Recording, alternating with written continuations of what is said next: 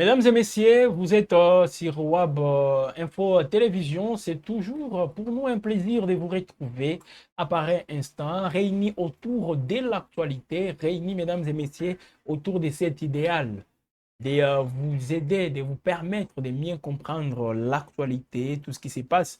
Voilà, dans la partie est de la République démocratique du Congo, on évoque des combats, on évoque des accrochages, ça et là encore, c'est les retraits de l'AFCM 23 qui continuent toujours de faire réagir la classe politique, la société civile, les observateurs internationaux, plusieurs acteurs aussi qui suivent de près cette actualité en République démocratique du Congo. On en parle, messieurs et dames. Alors, vous êtes nombreux en train de nous regarder. Ça nous fait toujours du bien, justement, de vous retrouver.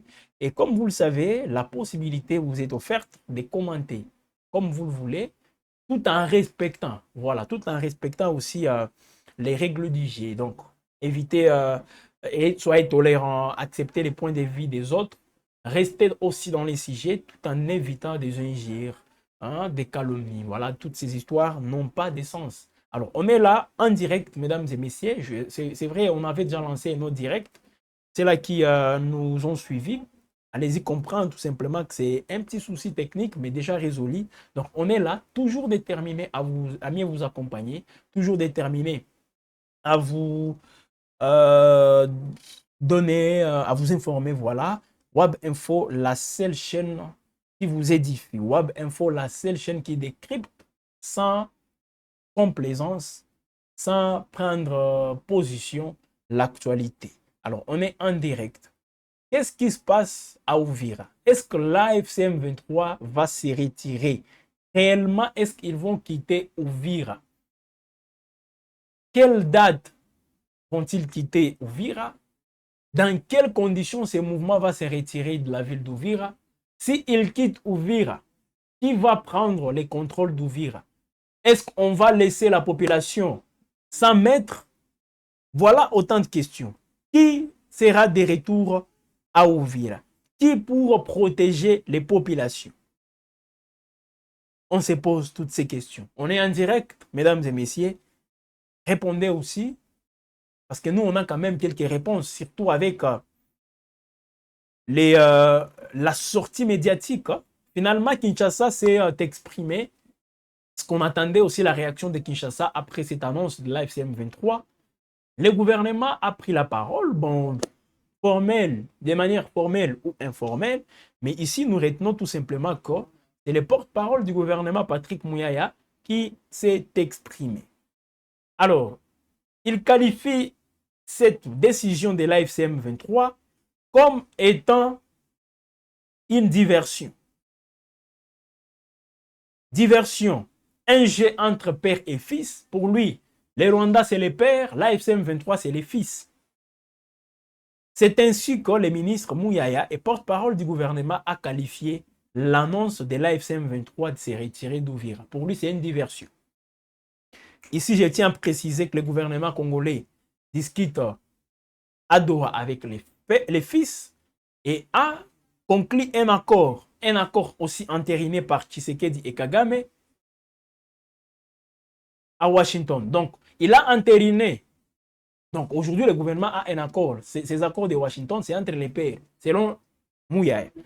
Et à Washington, à Doha, on discute avec les fils. Alors, qu'est-ce qui se passe réellement? Pour les porte-parole du gouvernement, l'AFCM 23 se donne en sacrifice devant la communauté internationale pour protéger les tueries de Paul Kagame dans l'est de la République démocratique du Congo. Donc pour lui, l'AFCM 23 se sacrifie pour protéger les pères, pour éviter à ce que les pères subissent l'essor de tous les comment dire de tous les crimes, de toutes les tueries déjà occasionnées, déjà enregistrées et qu'on peut mettre sur la tête du père commis en République démocratique du Congo. C'est ce que Mouyaya pense.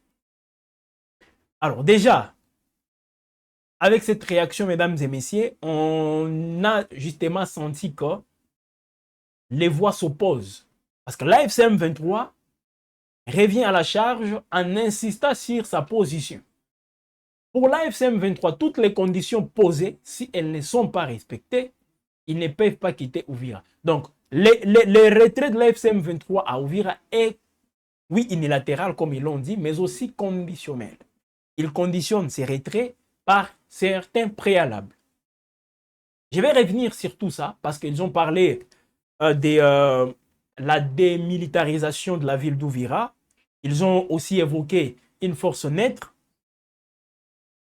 Mais bien avant cela, mesdames et messieurs, je voulais suivre Patrick Mouyaya, porte-parole du gouvernement congolais, réagissant bien sûr à cette annonce de l'AFCM 23 de se retirer de la ville d'Ouvira. Après avoir suivi Mouyaya, on va se retrouver pour la suite parce qu'on doit aussi faire les points sur la situation entre Ouvira et Tanganyika.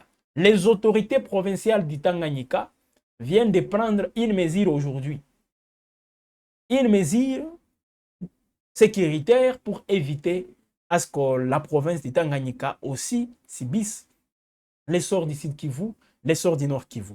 Suivez, mesdames et messieurs, cette réaction de Mouyaya ici avec Faustin Mouhiwa qui nous réalise. Écoutez, cette annonce, évidemment, je ne commenterai pas le fond parce que nous avons déjà des cadres où les discussions se font. Mais cette annonce a pour seul effet de démontrer que c'est le père qui a envahi, qui a attaqué. Le père a reçu de pression.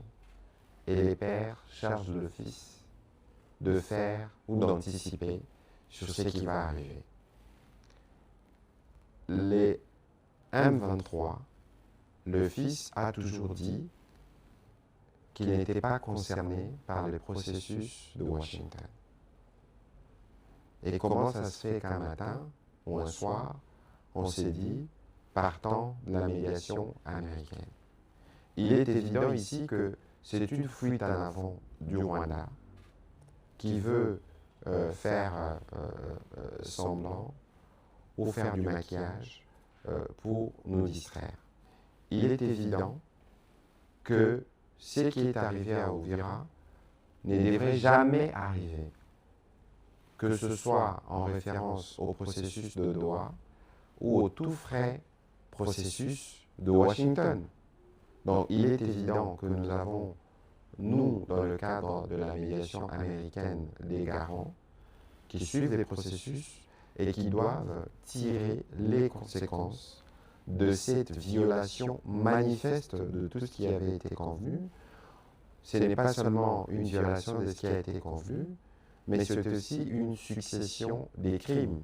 Je pense que vous avez eu l'occasion de suivre ma collègue au cours du débat au Conseil de sécurité. Je ne voudrais pas revenir sur ce qu'a dit le représentant américain dans les détails de ce que nous savions déjà. Il est établi donc désormais que pour tout le monde, vraiment comme est sur le visage, que c'est le Rwanda et l'armée rwandaise qui opèrent. Parce que les derniers événements que nous avons suivis particulièrement dans l'axe Kamanyola-Ouvira ont commencé notamment par le missile parti du territoire rwandais. Et donc, ce qui a été fait hier ne concerne que leurs signataires. Ce qui est évident pour nous, c'est que nous attendons que ce qui est prévu dans l'accord de Washington s'applique pleinement. Nous ne voulons pas des choses qui peuvent être faites pour la façade. Ce que nous voulons, c'est le retrait total des troupes rwandaises sur nos territoires.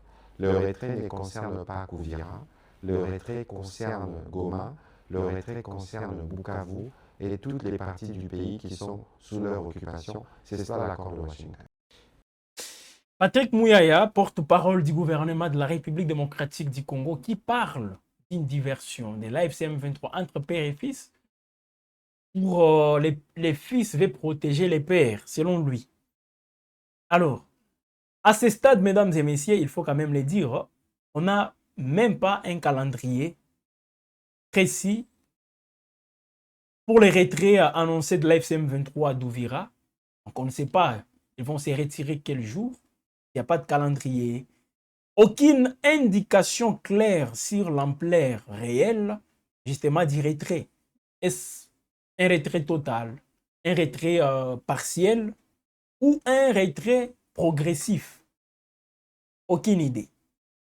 Il y a aussi un silence, mesdames et messieurs, sur Makobola et sur d'autres entités conquises après le 10 décembre 2025, parce que comme vous le savez, l'AFCM 23 avait pris le contrôle de la ville d'Ouvira le 10 décembre de cette année en cours. Et après, l'AFCM 23 ne s'était pas arrêté juste à Ouvira. Ils ont avancé, se rapprochant même des Fizi, se rapprochant même de la ville de Baraka, qui est le siège provisoire des institutions provinciales du Sud Kivu. Donc, ils ont réussi à avancer.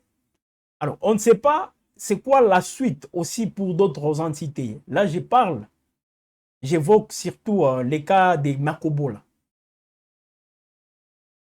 Est-ce que cette annonce concerne uniquement la ville d'Ouvira ou d'autres entités conquises après le 10 décembre 2025? C'est la question qui reste aussi pendante.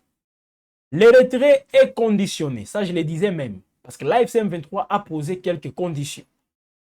L'AFCM 23 refuse à ce stade une réoccupation immédiate par les FRDC ou les Wazalendo.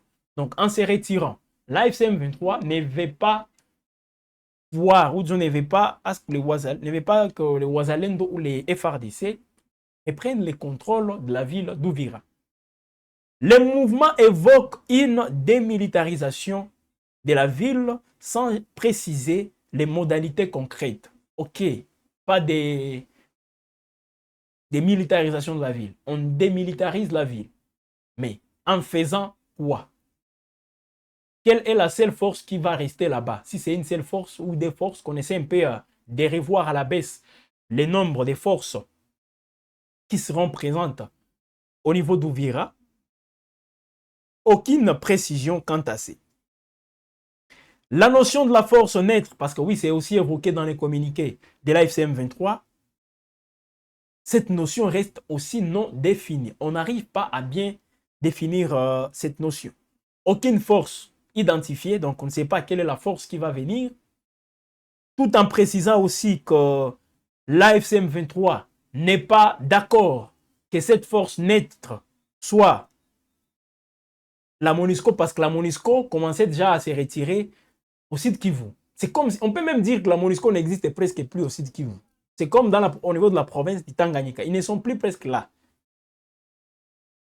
Donc l'AFCM 23, de son côté, rejette la présence de ne veut pas voir la MONUSCO. Donc rejette les probables déploiements des forces onusiennes pour jouer ces rôles-là des forces neutres à Ouvira. Parce que déjà, comme vous le savez, l'AFCM 23 considère la MONUSCO comme étant une partie, une force aussi prenante, hein, disons, au combat. Parce qu'avant la chute de Goma, la MONUSCO était en opération conjointe avec les FRDC pour protéger tout d'abord la ville de Sake, la cité de Sake. Et quand on protège Sake, ils pensaient qu'ils sont en train aussi de protéger la ville de Goma. Alors avec les verrous, donc on avait fait sauter ces verrous autour de Sake, et vous-même vous connaissez la suite. Et déjà là, la MONUSCO elle est considérée aussi par l'AFCM 23 comme étant une force, une partie prenante à ces conflits. Alors, Kinshasa, de son côté, s'oppose à ce qu'on peut qualifier de zones tampons. Kinshasa n'est pas d'accord avec ça. Donc, pour Kinshasa, si la FCM 23 se retire d'Ouvira, c'est les FARDC qui doivent venir. Ici aussi, mesdames et messieurs, parce que les gens avaient aussi jubilé lors de la signature de l'accord cadre de Doha, mais il n'y a pas d'avancée. Même une simple réunion pour justement se mettre d'accord sur les modes opératoires, justement pour se rassurer d'une mise en place effective de toutes les résolutions prises au niveau des Doha. Aucune réunion, aucune rencontre n'a été organisée dans ce sens. Pourquoi je l'ai dit? Parce qu'il n'y a pas aussi de négociations formelles. Donc, ce qu'on peut considérer comme état de négociation formelle entre Kinshasa et l'AFCM 23, il n'y en a pas donc. Une négociation axée sur les mesures sécuritaires transitoires, parce qu'on avait évoqué les mesures sécuritaires transitoires dans l'accord cadre des Doha. On parle des mesures sécuritaires transitoires et elles doivent être définies entre Kinshasa et l'AFC M23. Mais aucune rencontre, aucune réunion justement, allant dans ce sens, n'est donc au rendez-vous. Il y a aussi, mesdames et messieurs, les rôles concrets des États-Unis. Qu'est-ce que les États-Unis vont jouer comme rôle une fois l'AFC M23 se retire des Doha? Parce qu'il faut le dire ici, les rôles des États-Unis ne se limitent pas tout simplement au fait d'organiser les différentes discussions à Washington pour parvenir à un accord et puis l'entérinement. Ça ne s'arrête pas à ce niveau. On doit encore évoluer. Les rôles du Qatar, parce que comme je le disais, il y a des similarités entre l'accord de Washington et celui de Doha. Parce que les dénominateur commun dans tout ça, c'est la République démocratique du Congo. Quel est le pays qui aujourd'hui est sous l'effet des bombes, sous l'effet des armes? C'est bien la République démocratique du Congo. Même l'Union africaine, on n'arrive pas à définir les rôles des Américains, les rôles des Qataris, les rôles de l'Union africaine dans la gestion de ces retraits, mesdames et messieurs. Donc, beaucoup de choses restent à préciser. L'AFC M23 qui annonce, et j'ai vu malheureusement, c'est ça aussi, les mal congolais, on tombe beaucoup plus dans les sensationnels, on tombe beaucoup plus dans les triomphalismes. On a vu les gens hier faire des vidéos, faire je ne sais pas quoi. Je crois que même dans certaines églises à Kinshasa, il y a des pasteurs qui ont glorifié les bons dieux pour dire, voilà, enfin, il se retire. Comme si c'était un retrait immédiat. Je viens de poser ici certaines questions. Est-ce un retrait immédiat? Est-ce un retrait progressif ou un retrait partiel? On ne sait pas. On ne sait pas. Même pour Kinshasa, on active toujours les mesures, donc les différentes démarches pour coincer l'AFCM 23. C'est ce qui se fait toujours parce que les secrétaires d'État adjoints qui a donc rassuré la République démocratique du Congo, là je parle du secrétaire d'État adjoint des États-Unis d'Amérique, il a donc rassuré la RDC quant à la volonté des États-Unis de faire respecter la mise en œuvre des accords de Washington. Donc c'était à l'issue de sa participation, ou disons à l'issue de la réunion du Conseil de sécurité des Nations Unies, la ministre des Affaires étrangères de la République démocratique du Congo, Thérèse Kayikwamba, elle, en tout cas, elle poursuit ses contacts diplomatiques. Elle ne se repose pas autour tout simplement de la situation sécuritaire qui reste tout de même préoccupante dans la partie orientale de la République démocratique du Congo, marquée bien sûr par toutes ces offensives entre AFC M23 et les forces gouvernementales, les Wazalendo et d'autres supplétifs. Alors, l'entérinement des accords de Washington déjà fait, mais ça ne rassure toujours pas sur le terrain. Parce que sur le terrain, il y a des choses qui se passent, il y a des avancées aussi que nous observons, des violations de cessez-le-feu de part et d'autre. Alors, hier, mardi 16 décembre, à Washington, non, lors d'une rencontre, Christophe Thomas Lando, lui qui est le secrétaire d'État adjoint des États-Unis, a réaffirmé l'engagement de son pays à faire respecter les engagements pris par les différentes parties prenantes, afin justement de faire avancer la mise en œuvre des accords de Washington censés bien sûr rétablir la paix et la stabilité dans l'est de la République démocratique du Congo et surtout dans la région des Grands Lacs.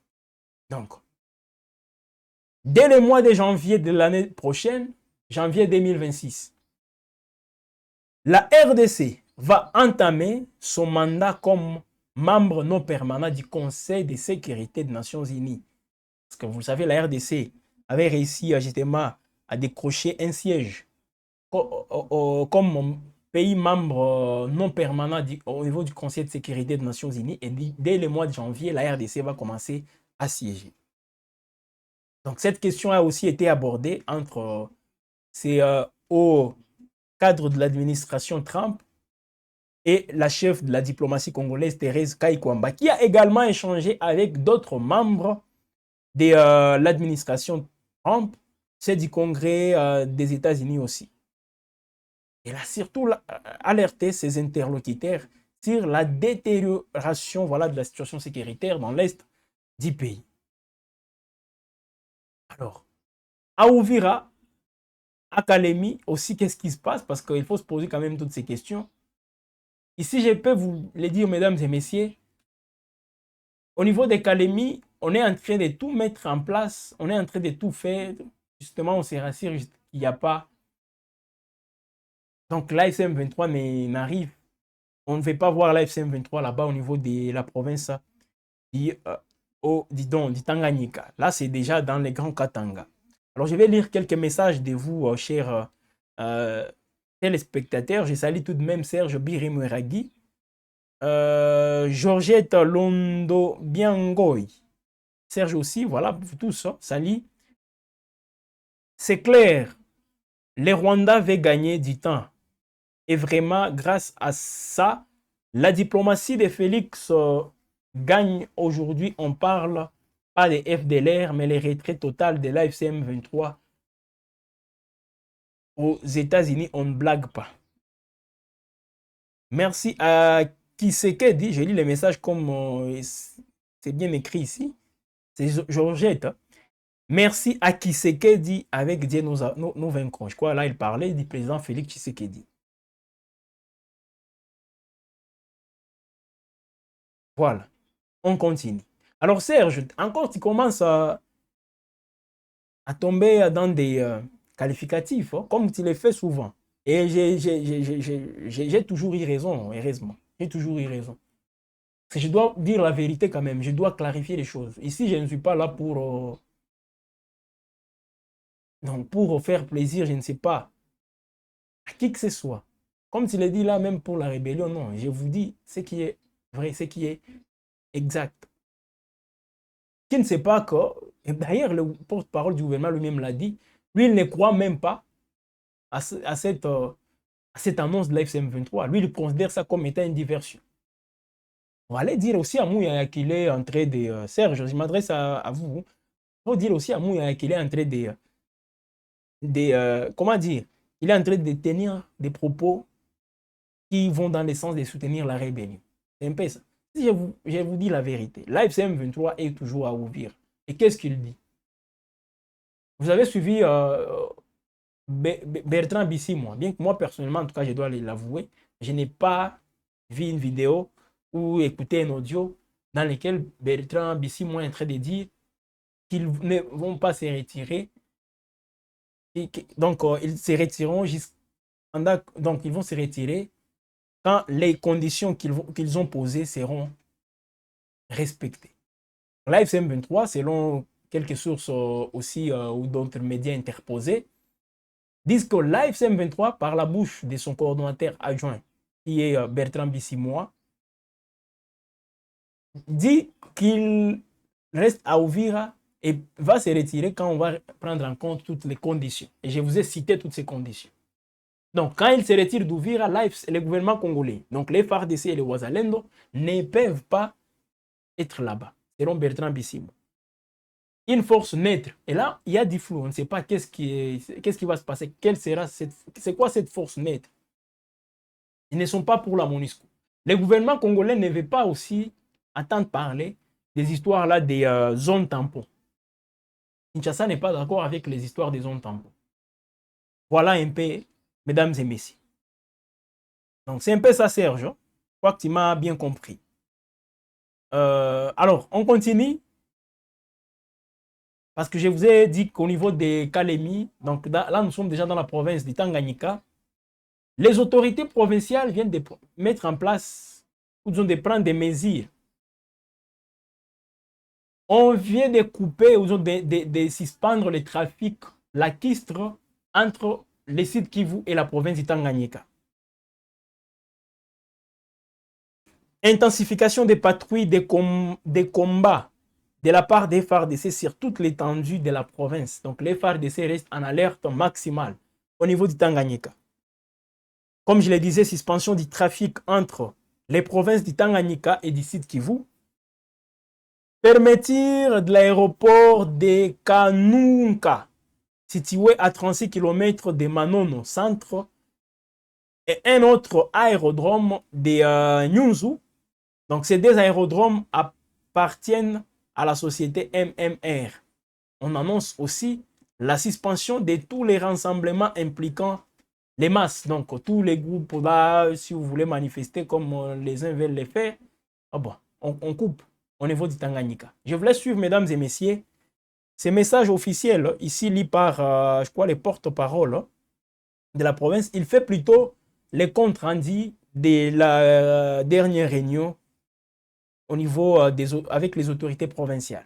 Suivez, et puis on va donc se retrouver, parce que là, au niveau du Tanganyika, comme j'étais en train de le dire, c'est une alerte maximale. Même les forces armées, les autorités civilo-militaires sont très mobilisées. Et même le gouverneur, je crois hier, vous l'avez suivi, le gouverneur Christian Tungwa, lui qui a rassuré qu'ils ne vont pas, la FCM23 ne piétinera pas la province du Tanganyika. Il me rappelle Jean-Jacques Pouroussi, qui avait dit aussi qu'ils ne prendront pas Bukavu, ils ne prendront pas Uvira. Le président Félix Tshisekedi qui avait dit aussi qu'ils ne prendront pas Goma. Alors, je vous rappelle tout simplement. Peut-être qu'il y a des Congolais qui ont oublié. Donc, des fois, les autorités disent des choses tout en étant, voilà, et même ne sont même pas convaincus de ce qu'ils sont en train de dire, mais plutôt elles veulent rassurer la population. Suivez ces messages, messieurs et dames. Les mesures ci-après ont été prises. 1.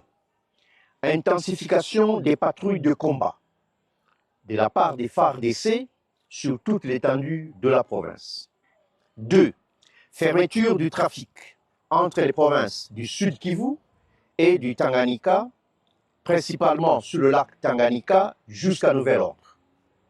3.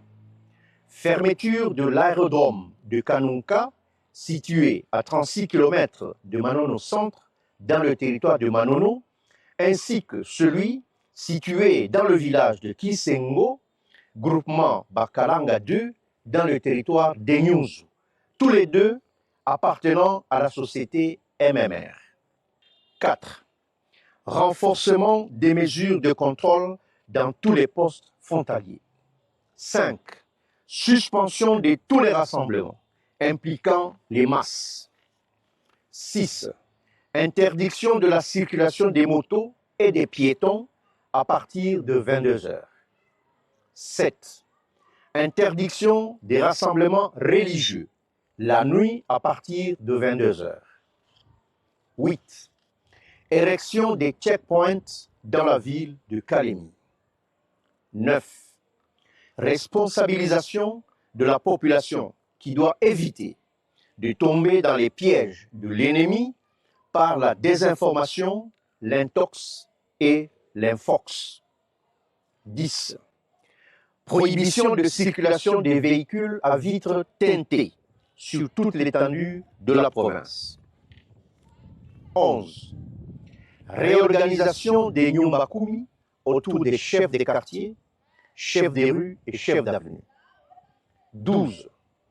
Sensibilisation mutuelle entre les couches de la population pour faire face à l'infiltration. 13. Enfin, alerter les autorités compétentes pour tout mouvement des personnes suspectes. Fait à Kalemi le 15 décembre 2020. Mesdames et messieurs, sont là les différentes mesures prises par les autorités provinciales du Tanganyika, cette province voisine du Sud Kivu, et qui sent aussi cette odeur des combattants de la FCM23. Alors pour éviter à ce que les choses tournent mal, les autorités commencent à se préparer, commencent déjà à préparer la population pour éviter les chaos. C'est un peu ça. Alors, est-ce qu'ils vont avancer aussi les éléments de la FCM23? Parce que on s'est posé cette question sur Makobo là. On parle d'un retrait seulement à Uvira. Est-ce que c'est Uvira qui compte le plus par rapport à d'autres entités? Et quelle sera aussi la suite? Parce que les Américains auraient fait pression, ils ont fait pression à l'AFC M23. Avec cette pression, l'AFC M23 a annoncé qu'il va se retirer, qu'il ne précise pas la date. Donc, dans quelles conditions ils vont quitter. Donc, il y a un flou qui persiste, mesdames et messieurs. Pendant ce temps, au niveau du site Kivu, après 10 mois de suspension, les transports routiers a repris entre les villes de Bukavu et d'Uvira. Voilà, cette reprise, mesdames et messieurs, qui intervient après la cessation des affrontements entre les rebelles de l'FCM 23 et les forces armées de la République démocratique du Congo dans la région de la plaine de la Ruzizi, notamment à Luvungi, Katogota, Bouegera, mais aussi Sangue. Donc la fin de ces combats qui s'est soldée, bien sûr, comme vous le savez, par l'occupation de plusieurs localités, voilà, par l'AFC M23. Donc c'est un peu ça. Alors, durant 10 mois, la violence armée a contré, il faut le dire, les usagers de la route a effectué, voilà, un long détour par les Burundi, la Tanzanie et même le Rwanda avant d'atteindre Bukavu, justement en provenance d'Uvira. Voilà un peu toutes ces réalités. Donc, à présent que les armes se sont tues sur cet axe, les trajets entre Uvira et Bukavu n'est plus un parcours dit combattant.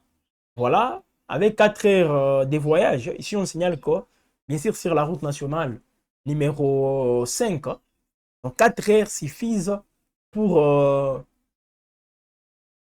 relier voilà, les deux villes du sud Kivu, Uvira et Bukavu.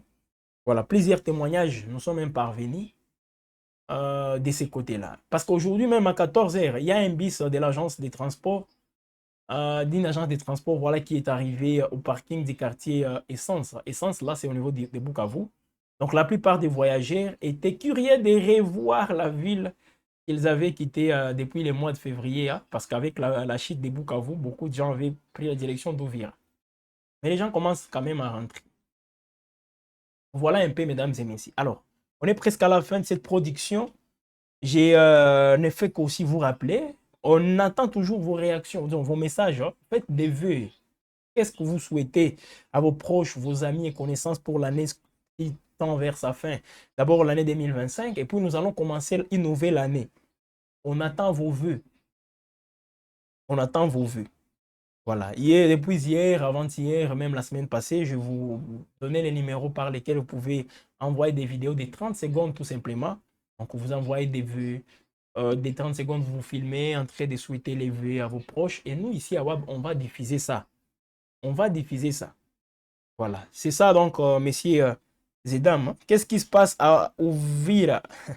Bana Afandi. Donc, ce qui se passe à Uvira, nous tous, on se demande, est-ce que la FCM 23 va réellement se retirer ou soit c'était juste une annonce, mais sans qu'il y ait des actes après. On ne sait pas quel jour ils vont se retirer. Ils sont toujours à Uvira. C'est ça, cher Bena Afande. Donc, on ne sait pas. Merci à vous, mesdames et messieurs. Merci à vous tous. Voilà, envoyez des vœux. Il y a les numéros. Faustin Mouillot vient de vous donner les numéros. Sur ces numéros, faites des vœux pour le nouvel an, pour la fin de l'année 2025. Les moments de Noël, tout ça. Qu'est-ce que vous souhaitez à vos proches? Qu'est-ce que vous souhaitez à WAB Info? Qu'est-ce que vous voulez qu'on améliore pour l'année 2026? Dites-les. 30 secondes, filmez, vous prenez votre téléphone, vous filmez, vous dites dans n'importe quelle langue, en Chiluba, en Kikongo, en Swahili, en Lingala, en français, en anglais, en espagnol, même dans la langue portugaise. Nos amis de Luanda, où êtes-vous? Nos amis de l'Argentine, ça fait longtemps quand même. Nos amis de l'Argentine, vos petites phrases là en espagnol, je les attends. Nos amis de Lusaka, Zambie, voilà, partout là-bas. Vos messages là en anglais. Vous êtes en Belgique, hein, au niveau de l'espace Matongé. À Paris, où êtes-vous? Voilà, réagissez, vous suivez WAB Info partout. En Côte d'Ivoire aussi, comment vous allez? On attend justement vos réactions. C'est un peu ça, messieurs et dames. On est en direct. Demain, peut-être, Si vous envoyez, peut-être demain, on peut même commencer à diffuser. Pourquoi pas ce soir? C'est un peu ça. Merci à vous tous de nous avoir suivis. Merci à toute l'équipe Web Info. J'ai dit merci à Faustin Mouiwa qui nous a réalisé. On se retrouve prochainement, mesdames et messieurs. Restez toujours connectés sur Web car l'actualité est en continu. Abonnez-vous. Quand vous vous abonnez, assurez-vous que la cloche de notification elle est aussi activée. Parce qu'avec cette cloche, facilement, vous serez toujours alerté lorsqu'il y aura de nouvelles productions. Commentez, aimez et surtout partagez. Nous formons entre nous et vous, nous formons une communauté autour de l'actualité. C'est un peu ça, mesdames et messieurs. Je vous fixe rendez-vous prochainement. Restez toujours connectés.